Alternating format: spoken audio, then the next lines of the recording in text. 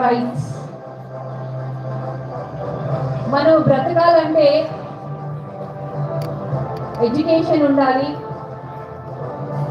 ఉండడానికి ఇల్లు ఉండాలి, డబ్బులు ఉండాలి, అన్నీ ఉండాలి. అన్నీ ఉన్నా మనశ్శాంతి ఉండదు. ఎందుకు ఉండదు అని అంటే, సో హ్యూమన్ రైట్స్ అనేది ఒక భాగం కూడా ఉండాలి.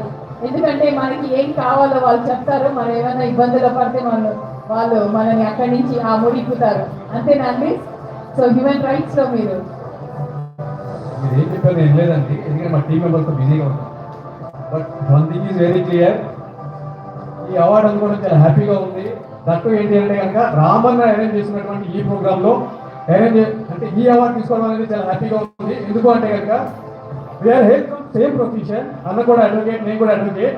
ఈ రోజు ప్రతి మనిషికి ఏమో ఉండకూడదు, అది రామన్నకి ఉంది. అదేంటంటే కనుక ఇన్ఫీరియారిటీ కాంప్లెక్స్. అంటే సేమ్ ప్రొఫెషన్ ఉన్నప్పుడు ఆబ్వియస్లీ ప్రతి ఒక్కరికి వీడు నాకంటే కొద్దిగా ఎక్కువ ఎదుగుతున్నాడు, వీడు ముందుకు వెళ్ళిపోతున్నాడు, ఎలా రాజుదాం.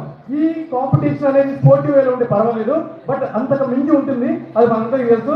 బట్ వాటిలన్నింటినీ పక్కన పెట్టి ఒక హ్యూమానిటేరియన్ గ్రౌండ్స్ లో ఈ రోజు ఇటువంటి ఒక పెద్ద వ్యవస్థని క్రియేట్ చేసి ఇంతమందిని ఈ రోజు ముందుకు తీసుకుని వెళ్ళి మరింత దిశగా వాటి సమాజానికి వాళ్ళ వంతు కృషిని చేసే విధంగా చేస్తున్నారంటే కనుక రమణ ఇది పోగొట్టదన్న, ఇది ఆర్ట్ నుంచి వచ్చింది. Thank you very much.